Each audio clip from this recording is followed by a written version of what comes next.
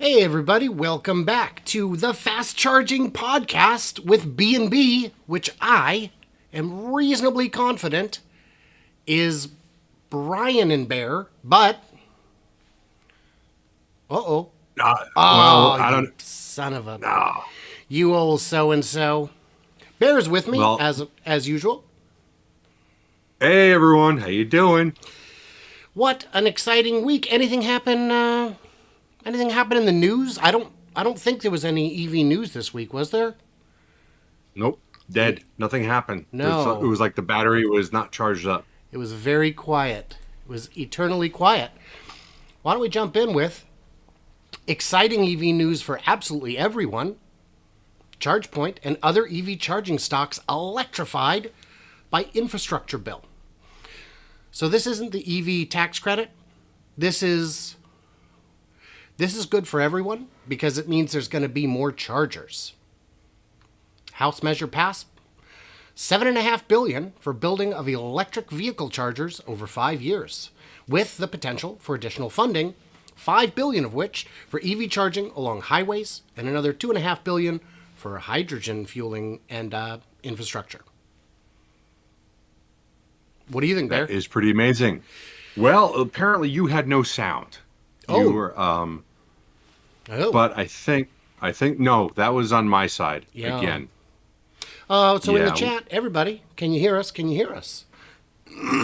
Well, I need to know on my side if you can hear my stream. So someone say, "Yeah, I can hear Brian." Brian, Okay. I can hear Brian, but let's see if everyone else We'll can. find out. Waiting We'll for find some. out. We're about a 30-second delay. Sure. So Mark, who, by the way, thanks for the super chat. Mark says, I bet Tesla builds more chargers. So the great news on that front is Tesla is already planning to triple the number of superchargers. And this will, maybe accelerate that, but it's definitely endless money to the bottom line. Tesla does have the two different factories where they manufacture the charging stations, one in Shanghai with a capacity of 10,000 stall units per year, which may be low because, Tesla in China tends to sandbag the numbers a bit. And they also make them in Giga, New York. But look at what it's done to the stock. Let's see. Well, we'll come to that in a second here. But like EVgo was just hovering at $10 a share, spiked to 17. Now it's at about $14.50. That would have been a hot stock to have a week ago, if you plan to get rid of it today. I don't know. I'm sure it's still. I'm not saying there's a downside. I'm saying 50% in a week is quite a jump. And for that matter, ChargePoint did about the same, hovering around 24, now trading around 25 to 30. It was, interesting. I would have expected a bigger jump, but all right. It did jump to 28 briefly, came back down a bit. Bear, you wanted to talk about Are you having Yes, trouble? I do. I was adjusting your audio. I just got someone saying that, okay, it got louder, but I have you screaming in my ear, so it's awesome. But we'll figure that out some other time, and I'll just deal with the ringing in my ears at some other point. But yes, That's what my wife says. I bet she does. She never said it to me, though. No. It was just open. I had to take it. Yeah. That's what your wife said. Yes. In What goes fairness, around by the comes way, around. Bear has met my wife, and I have not met yours. I don't know if she was home when I was there. I think she was. I make her work. Yeah. A lot. Yeah. So she was at work. She works like 13, 14-hour shifts. Yikes. With the drives. Yeah, she's a nurse. So Wow. That's right. She works you long did tell me shifts. that. So the All right. tax credit. EV tax credit, yes. And I've got that on here. EV tax credits. There was changes in this. And I'll tell you what, I'm not a big fan of them. And I'm sure that most Tesla people are not a fan of it. And I don't know who would be a fan of this. It's $12,500, and it's nearly impossible for any vehicle to actually get all of those tax credits. $12,500. There's a lot of things that you have to qualify for, and it's not you, the person. Well, yes, it is you, the person, because there's income limitations, but they're so high that 99% of the people are gonna fall into that. So that's not really an issue. The issue is the 12,500. If you are looking to buy a Tesla, you don't qualify for a bunch of this because it was tied into the UAW and a little bit of that. So the only I think only the Chevy Bolt EV and the EUV are going to qualify for most of the 12,500. A big portion of that, and we're talking $5,000, has to be from a unionized plant. Right. So if it's not a union plant, you don't get that $5,000. How that makes a difference if you're trying to increase EVs, how that makes a difference in how many are going to buy, whether or not a union guy makes it or not, it's still an EV that you're putting on the road. Yeah, But you're and just taking the credits and the incentives away. I think the Ford Lightning may qualify too.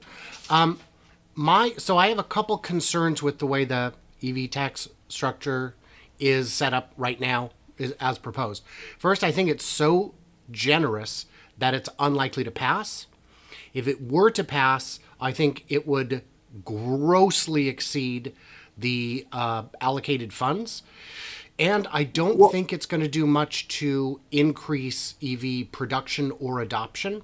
I think the manufacturers would end up just increasing their prices to match.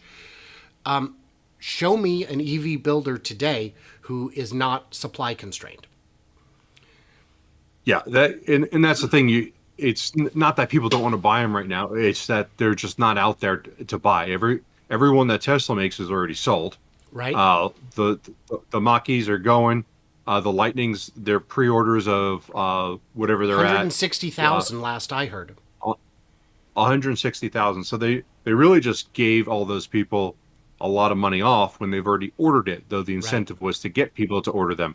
Now, the Ford Lightning, when you max out a Ford Lightning, you will go over the limit, which is $80,000. Oh, for sure.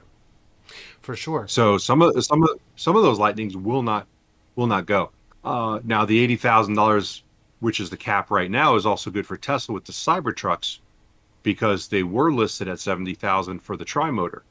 So now that the tri-motor will fit, and now you could probably get your white seats and maybe some different rims and still qualify, keeping you under the 80,000, assuming that the price doesn't go up before they're actually start producing them, because those prices are not locked in. Another unique advantage that the Cybertruck has is that FSD can be bought after the fact. A lot of your upgrades, I'm assuming there will be a performance boost or other over-the-air updates that can be sold after the fact, which is so far a unique advantage for Tesla that is not shared by other makers. Yeah, and that is a fantastic point, because that's $10,000. If you got a tri-motor and you add in FSD and one other well, you're going to be at 80. You're going to be $1 under, or $5 under. So if you add in one other thing, you're going to go over the $80,000 limit. Right. But does an $80,000 Cybertruck buyer really need a big incentive? Yeah. Well, no, it needs to be fair. If you're just buying white seats and it costs you an extra $7,500, that's not right. Right. Yeah. So let's look at some of the comments here. Mitridate says UAW equals Democratic donations.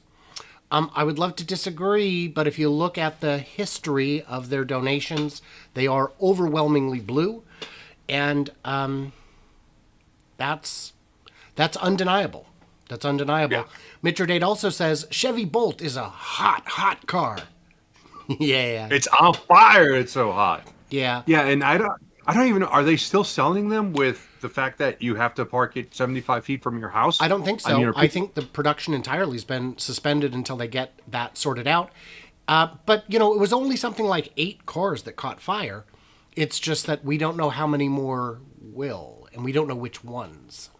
Yeah, and it's a big problem because people park their cars in a garage. Yeah. And like my garage is in my house, and if my Right. car catches on fire, it's going to burn my house down. Right. And if I'm drunk or just sleeping or passed out drunk sleeping, I could easily die. Right. Uh, Right. Yeah. And Mark so said, buy FSD later. Yeah, buy all that stuff. In the case of the Model 3, does yours have the optional rear heated seats that you can activate later? I'm sorry, the Model Y? Do you know about they're that? already active. I have them. Oh, okay. Well, if you Yeah. didn't, you could buy them today and they would Oh, activate them over the air. do they Because, charge you for that? yeah, of course. But it's cheaper for them to just have one build and assume Yeah. that the take rate is going to be sufficient to justify the entire line. What do they charge for it? I don't know, Do you know? 350 maybe? I don't remember. If I have them take it off, can I get 350 back? You can ask, but I know what the answer is. Yeah. So, also in regards to this tax credit, when I bought my Model Y, I think it was at around 50. And if you look at the basic Model Y right now on the long range, it's 57. So that $7,000 has already been pulled back by Yeah. Tesla. And JD this is had, just March. JD had a good point. What about the FSD locked in price? If I cancel it, would I have to pay full price at delivery? Because a lot of people locked in at, I think it was 8,000, 7,000, 8,000 when they locked in. I think you would absolutely lose that. But if you're gaining 7, 8,000 in rebate, it's still a net win. Yeah. JD said, But Paul said the credit should be 5 to 8,000. 12,000 is too much. I think it's too much, yes, but that's what they did. Now, this bill still has to go through the Senate, and the Sure. Senate can make changes in it. Sure. And Yeah. they can adjust, they can pick things out or add things in, they can make it worse, they can make it better. But yeah, there's still going to be some changes in this. It's Sure. only passed the House, and I'm sure whatever the Senate puts out, Joe Biden's going to sign. He's Yeah. not going to take it off. Yeah. So, should we talk about Rivian? We can, but before we do, I just got a quick comment from Yeah. JKM. Do you believe CEO GM of GM when she says General Motors can absolutely catch Tesla in U.S. sales of electric vehicles by 2025? I'm going to answer that and say absolutely not. There is no way. If their sales in 2025 won't catch Tesla for 2020. There's a catch to that. What we didn't realize is Mary Barra apparently was including hybrids. But then she's full of it. Yeah. You know what? I want to talk one day about plug-in hybrids and how they're nonsense. I don't understand. Volvo is. I got a thing on Volvo. I could just whine about plug-in hybrids if we get to that, but we probably got to move on a little bit Sure. so that we don't fall behind. Ready to talk about Rivian? Let's talk about Rivian. So Rivian updated their website to include sales information on fleet vans. Go ahead, Brian. Oh, I do got something to say. I'm just blown away by this because it doesn't make sense to me. But you go ahead. Why? I know you're on a roll. So Rivian has a standing order with Amazon has a standing order with Rivian for 100,000 delivery vans. Yeah, that's a lot. And they're now saying, listen, these are going to happen. Learn more, check it out. So the big question a lot of people come up with is where the battery's coming from, which is a fair question, and will they be able to get enough batteries? And the answer to me is absolutely, because the average delivery truck, 12,435 miles a year. Because it's not like the pizza guy who's got to run back and forth all over town. Mostly you go from the depot to a neighborhood, unload and go back. So we're talking the average in the US is 46 miles a day.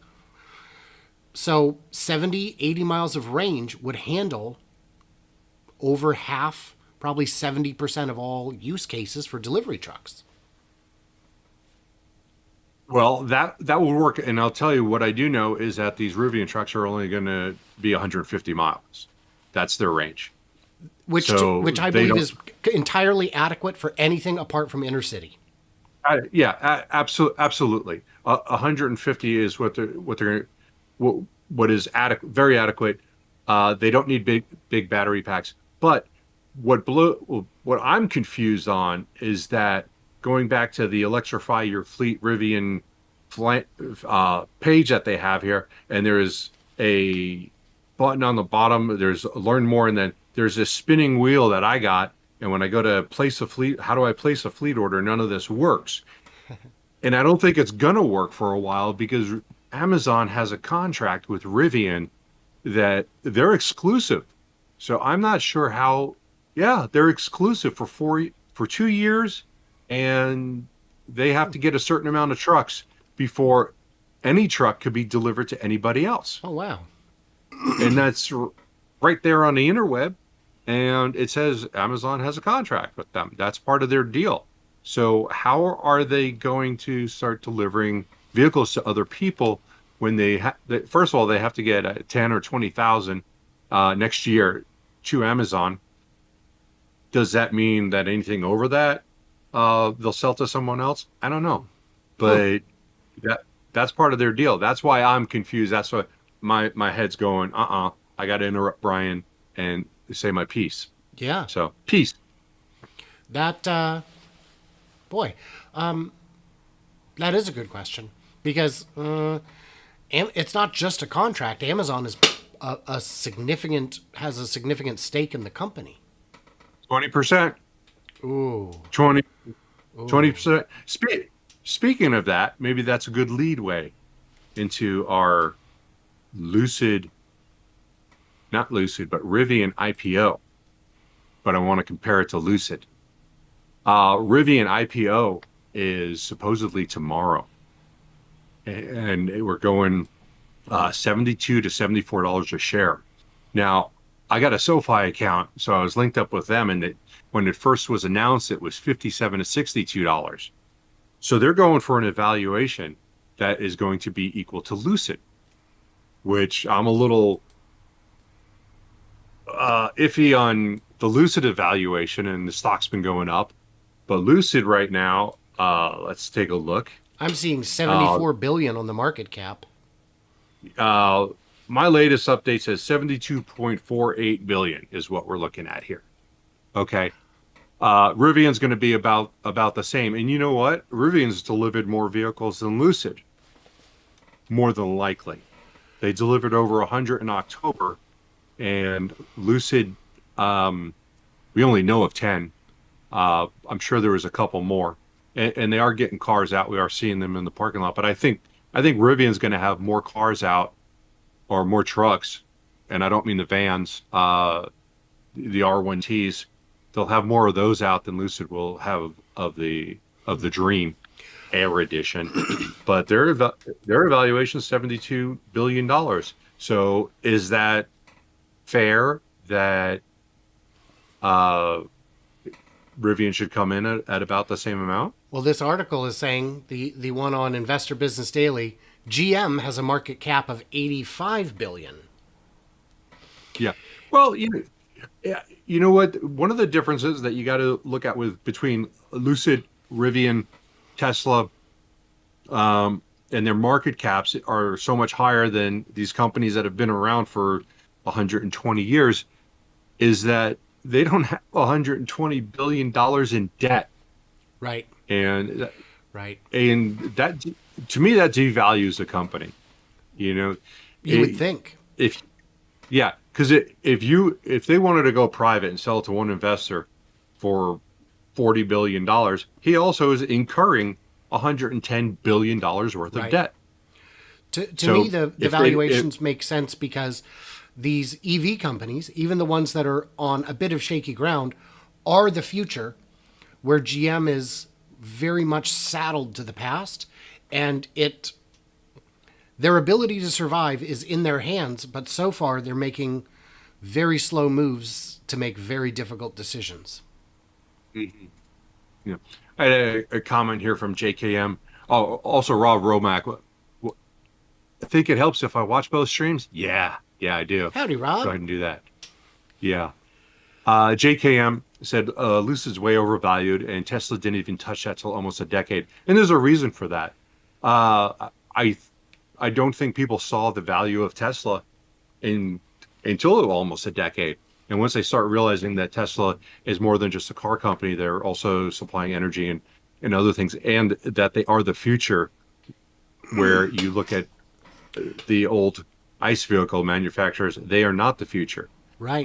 So now you look at Lucid and you look at Rivian going into production. You go, well, these guys are the future, and they're going to start producing cars. This is what we feel they're going to be worth. Maybe not right now, because putting out 100 cars in a month is not anything to write home about. But once they ramp up and they get to full production, that's the expectation that they will get there. I don't think that once they get up to full capabilities and they're producing 300,000. Well, right now we're looking at like 20,000 cars for Lucid, but Rivian's going to be more. I don't think that the shares should double or triple because of that. It needs to progress to where they're producing 500,000 cars a year. Well, so Greg commented, to be fair, when Tesla IPO'd, electric cars were just a twinkle in Elon's eye. Now they have a whole different level of credibility. And that's true. And that's what I was getting at. The market has been developed. The market didn't exist. It's like people, would you have had the foresight to buy Starbucks stock when it was a small regional chain, not realizing that this huge cafe chain market was about to exist? Yeah. And Dutch Bros. Yeah. We like Dutch Bros over here. Oh yeah, they're here too. Yeah, but they're nowhere on the East Coast, I heard, and I don't know if I'm supposed to say this or not, but they have 500 leases already signed to head out to the East Coast.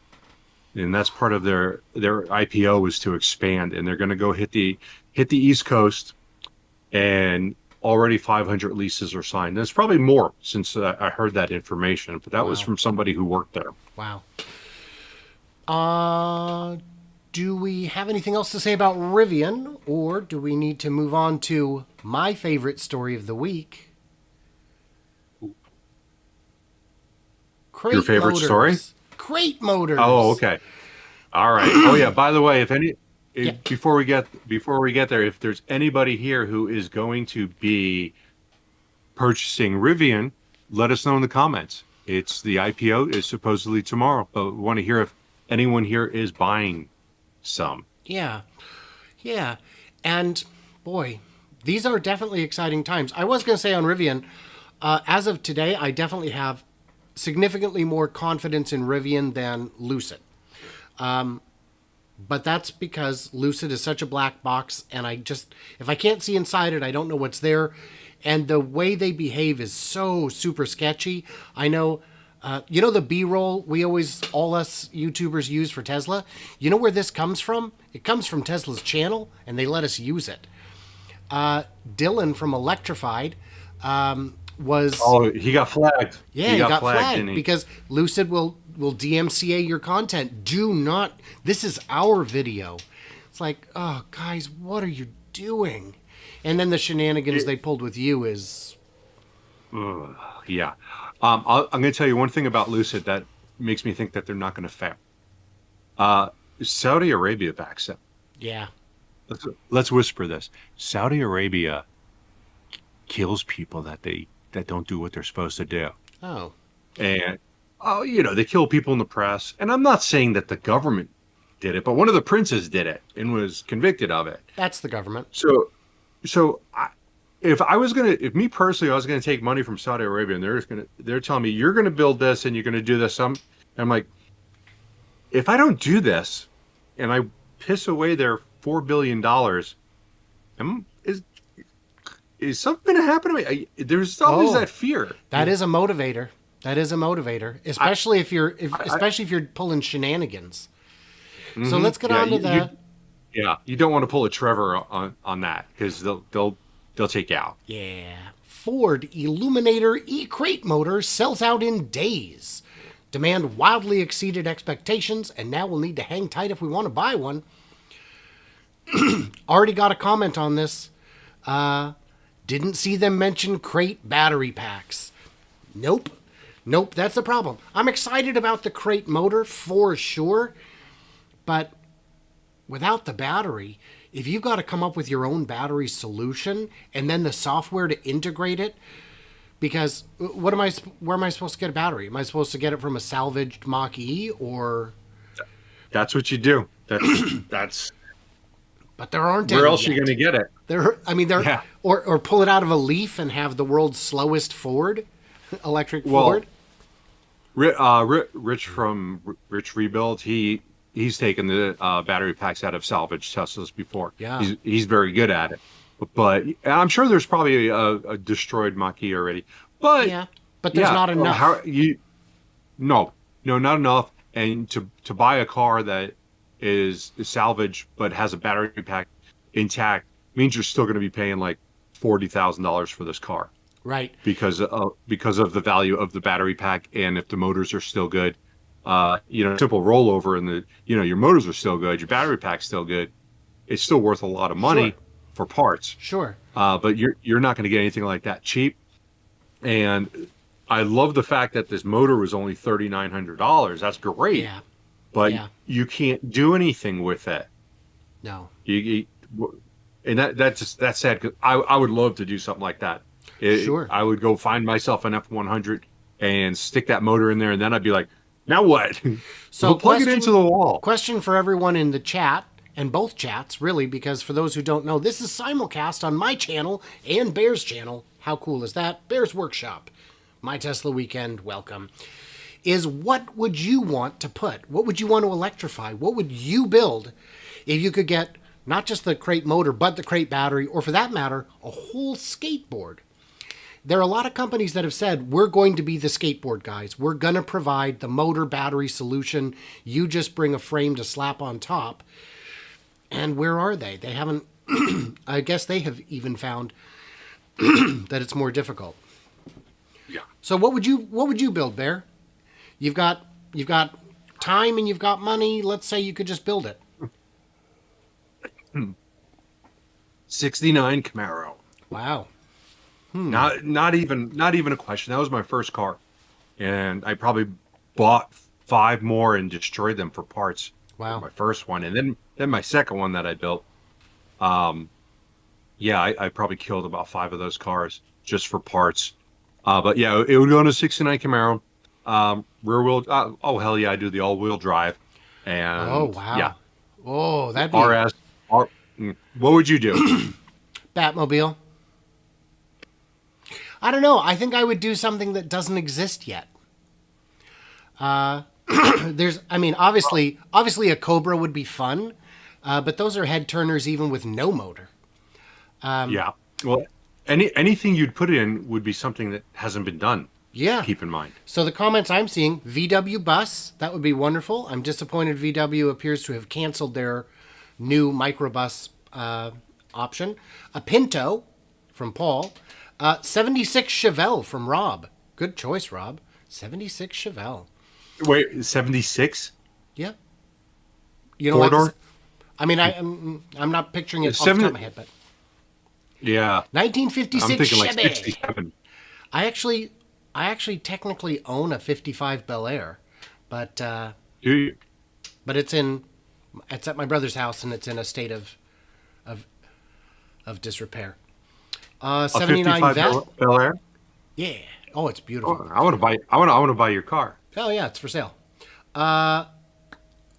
Mystery Machine Photo Gib. I think that's a winner. MD Hofsty asked how many 1870s are in a Tesla. Do you mean, if you mean the 18650s, it's about 5,000? And if you mean the 2170s, it's more like 35 or 3,800. It's a lot. Something like that. One guy did say, just get the battery from a Bolt. Ooh. I also like to live dangerously. I've got an LG battery in my house that's probably I could use, but I won't. We got Mopar Dan says 64 Barracuda. be the first EV under glass, similar to the Hemi under glass. And Daniel De Blasio says Dodge Viper, which would actually make them faster.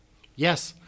Yeah, the 99 did 0 to 60 in 4.9 seconds. That is slower than my Model Y longer range. Yeah, yep. But it was, at the time, 490 horsepower, 525 pounds of torque. That was a beast, baby. Yeah, back then it was, but... So what's holding us up even worse than batteries, Bear? Chips. BMW removes touchscreen from a bunch of models due to chip shortage. That is my word is pathetic. What's your word? Self-immolation. They're setting themselves on fire because they're already they already can't keep pace with Tesla's sales in the same category, in the same market segment. And now you're going to start stripping out features that were barely adequate to begin with. They're just not nimble enough. I can't imagine buying a new car, especially a BMW without a touchscreen in this day and age. Right? I would. And then what was the offer? $500? A $500 credit? Is that what? That's ridiculous. Yeah. Yeah, and the real problem is, if the car had been designed to not have a touchscreen, it would be different. But this was designed and then stepped back, so you're going to lose functionality that was intended to be there. So are they leaving the system in there and just selling the cars without it, or are they actually redesigning the whole dash and removing all those components? Well, I think they're just putting in a screen that's not a touchscreen. And it would not surprise me if the BMW had redundant tactile and touchscreen, so they're just killing the half of it. Yeah, but you do lose some functionality. The article says that the backup assistant is going to go away, and the parking assist is also going to go away. So you are losing features. That's not how you grow your brand. But fortunately, it only affects the 3 Series, the 4 Series, the X5, X6, X7, and Z4. So, all the cars. Yeah, what's left? Are they... When they say X, are they saying that that includes the M Series? Well, when it says... I assume when it says 3 Series and 4 Series, that's... Yeah, I mean, it's... Well, their M Series are their fast cars. Right. They're sports cars. Yeah, but like an M3 or M4. But maybe this excludes the 5 Series? I don't know. But in any case, this is... The benefit of Tesla bringing all their software in-house is becoming apparent. And to the credit of all the other new guys, they are doing the same. So, as far as I understand, Rivian, Nikola, Lucid, all those guys have their own developed software in-house. Maybe not Nikola, but if not, they will. Their intention is to. I believe that they do. If they don't have anyone, they're looking for someone to do that, to do the programming. And Paul says on the BMW, they should just paint the screen with chalkboard paint to make it useful. That's good. That's a good idea. You could draw on it. Yeah, you could draw on it. Yeah. MD Hofste was trying to calculate what the batteries would cost. $1,700 for 100 of the 1870s. The real problem becomes quality control, because if they're not balanced, which most batteries are not, you're gonna set your world on fire. And batteries, Rich Rebuilds had, he took a part of a pack from a Model S and was building a little amusement park Model T go-kart kind of thing into a racer, and it almost broke the shop down. Yeah, I could see that happening. Battery management is difficult and dangerous. It is. I've seen people do it because for solar stuff and managing large blocks backup power and going through it and making sure that you've got each battery cell is equivalent to the one that it needs to match up to. And it takes a lot of effort. It takes a lot of time. Right. And I was like, oh, maybe I want to do that for my solar and get some real battery backup and not the BS that I have from LG. But, I got scared away at the price. I kind of ran Sure. one of those things. Sure. Shall we talk about Volvo? We shall. I want to give a shout out to Mopar Dan for his super chat. We appreciate that. Sweet. Thank you very much. Very cool. Uh, Very cool, Dan. Oh, Volvo. Electrified models make up over 25% of Volvo sales, rapidly electrifying its lineup. And there you go. Yeah, so this is kind of funny. I kind of put this on here not because I like Volvos or because nobody really does, apparently. Their yearly sales are like 700,000, and Volvo's been around for quite a long time. And so they made this pledge to get to 100% all EVs by 2030, which I think they can do because they don't make a lot of cars. It's not like they got to change a lot of things. So right now they're saying 25% of their sales are electric. You got to do little quote things, electric, because as you get further down into this article, it's battery full electric vehicles are 3.1%. So you're not really 25% in there, including hybrids and plug-in vehicles. So I wanted to talk about plug-in hybrids for a moment because I think they're stupid. I think you got a company like Volvo who's trying to transition to electric. How much money does it take and how much time, how much R&D does it take to make a plug-in a hybrid car? Because you still have to have a motor. You have to redesign an entire car for a motor, for the battery, for the electric motors. Why not just skip that step?